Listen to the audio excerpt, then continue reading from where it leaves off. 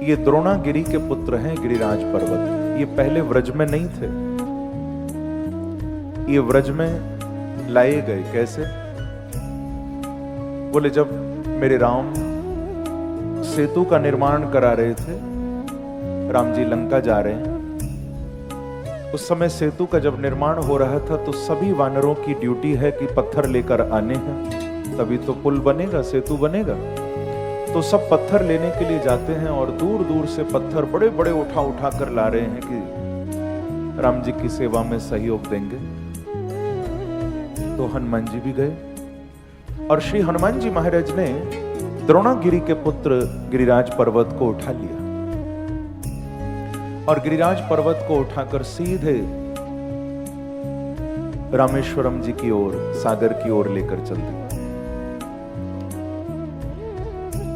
गिरिराज पर्वत को हनुमान जी ने रास्ते में कहा कि हे गिरिराज, समझो तुम्हारी तो लॉटरी लग गई, किस्मत खुल गई महाराज। कैसे? बोले आज आपको राम जी का दर्शन भी होगा और आज आप राम जी की सेवा में सहयोग भी दोगे, आपकी तो किस्मत खुल गई।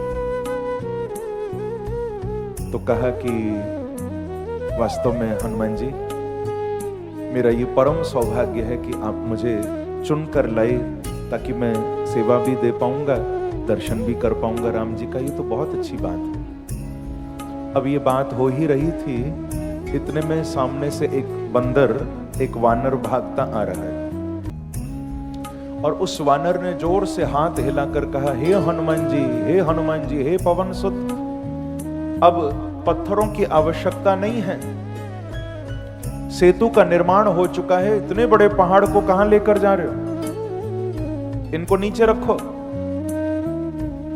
हनुमान जी बोले सेतु बन गया? बोले हाँ, पूरा हो गया सेतु, अब नहीं चाहिए पत्थर।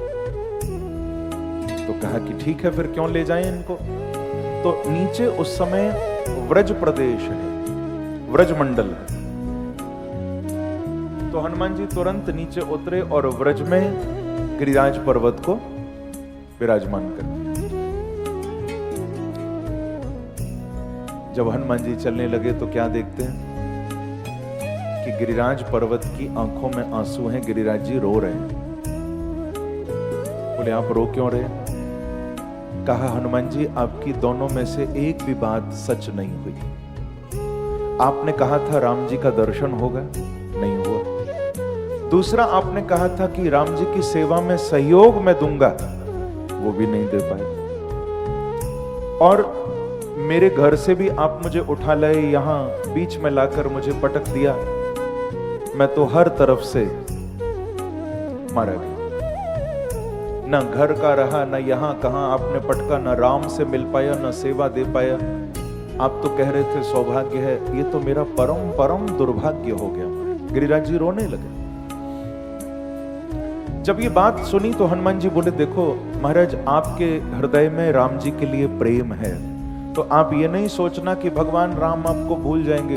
आपके लिए भी प्रभु ने कुछ ना कुछ सोचा होगा, आप चिंता मत करो, क्योंकि उसकी इच्छा के बिना तो पत्ता नहीं हिलता। महाराज याद रखना, कभी हमारे बार बार मांगने पर भी कोई चीज हमें नहीं मिलती ना, बहुत ध्यान से सुनिएगा।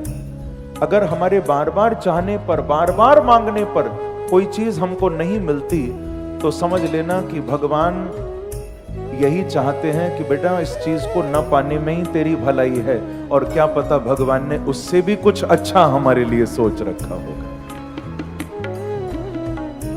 कभी बार बार चाहने पर कोई चीज न मिले तो फिर परेशान मत हो, छोड़ो उसको।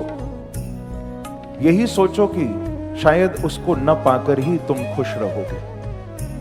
कई बार ऐसा होता है कि हम भगवान से जिद करके कोई चीज मांग तो लेते हैं, पर उसको मांगने के बाद व्यक्ति और परेशान हो जाता है।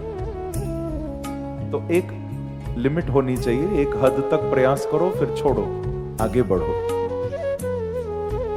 कहां आके मुड़ने थे रास्ते, कहां मोड़ था उसे भूल जा। कहां आके मुड़ने थे रास्ते, कहां मोड़ था उसे भूल जा। जो है मिल गया उसे याद रख, जो नहीं मिला उसे भूल जा प्यारे। कई बार ऐसा होता है कि जो नहीं मिला ना, उसके पीछे भागने के चक्कर में जो मिला हुआ है हम उसको भी नहीं भोग पाते। हम उसका भी उपयोग नहीं कर पाते। तो हनुमान जी सीधे प्रभु के पास गए और राम जी को जाकर ये सारी बात बताई। रघुनाथ जी बोले कि हनुमान, आप अभी लौट कर जाओ और अभी जाकर मेरा संदेश सुनाओ गिरिराज को।